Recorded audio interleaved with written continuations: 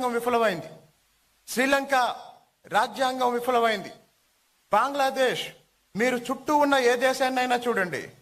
కానీ భారతదేశంలో ఎన్ని ఇబ్బందులున్నా రాజ్యాంగ పరిరక్షణలో, ఇందాకే నా ముందు మాట్లాడిన పెద్దలు చెప్పారు, సిద్ధాంతాలకు అతీతంగా అన్ని పార్టీలు రాజ్యాంగ పరిరక్షణ కోసం పనిచేస్తూ వస్తున్నాయి.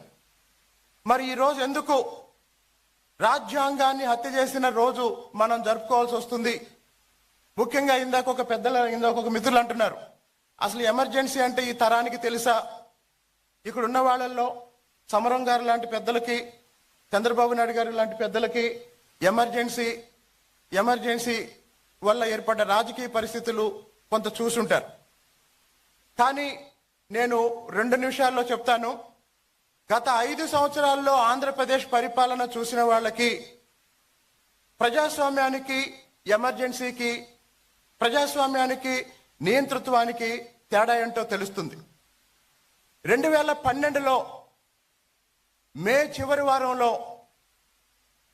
జగన్మోహన్ రెడ్డి గారిని అరెస్ట్ చేశారు. ఎలా అరెస్ట్ చేశారంటే, ఆయన ఎక్కడో ఎన్నికల ప్రచారంలో ఉంటే మాచర్లలో ఆయనకు నోటీస్ ఇచ్చారు, మీరు సిబిఐ విచారణకు రండి అని. ఆయన సిబిఐ విచారణకు వెళ్ళాడు. మొదటి రోజు ఉదయం నుంచి సాయంత్రం వరకు విచారించారు, ఇంటికి పంపించారు. రెండో రోజు ఉదయం నుంచి సాయంత్రం వరకు విచారించారు, ఇంటికి పంపించారు.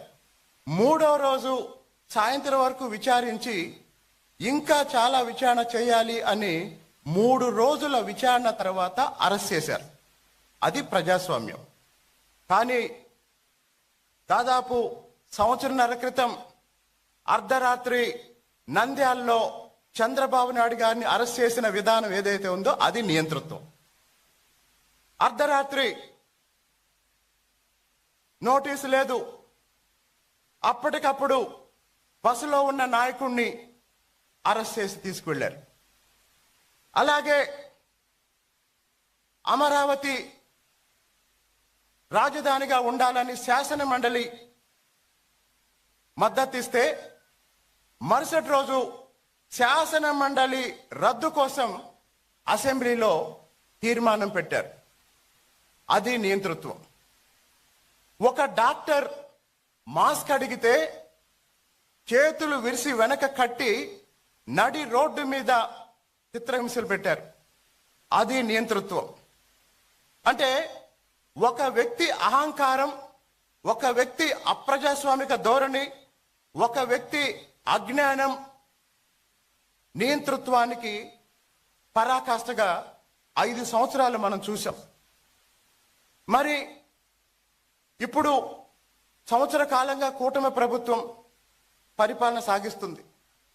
ఎంత భావ ప్రకటన స్వేచ్ఛ ప్రజలు అనుభవిస్తున్నారు, నాయకులు అనుభవిస్తున్నారు అంటే, ప్రతిపక్ష హోదా కూడా లేని మాజీ ముఖ్యమంత్రి గారు మొన్న తెనాలి సంఘటన తర్వాత గౌరవ ముఖ్యమంత్రి గారిని ఉద్దేశించి మాట్లాడుతూ ముఖ్యమంత్రి గారిని కూడా కొట్టొచ్చా అలా అని అడిగారు.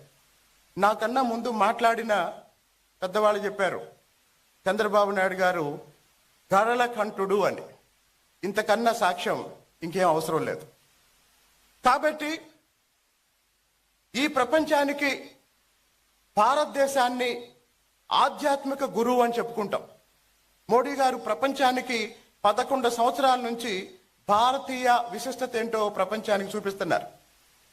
నిజంగానే ప్రజాస్వామ్య పరిరక్షణలో ప్రపంచంలో అతిపెద్ద రాజ్యాంగం మన రాజ్యాంగం. ఇందాక నేను చెప్పినట్టు చాలా దేశాల్లో ప్రజాస్వామ్య ప్రభుత్వాలు ఏర్పడ్డాయి, కానీ తర్వాత నియంత్రణలు వచ్చారు, రాజ్యాంగాన్ని పక్కన పెట్టారు, వాళ్ళ ఇష్టం వచ్చినట్టు పరిపాలిస్తున్నారు.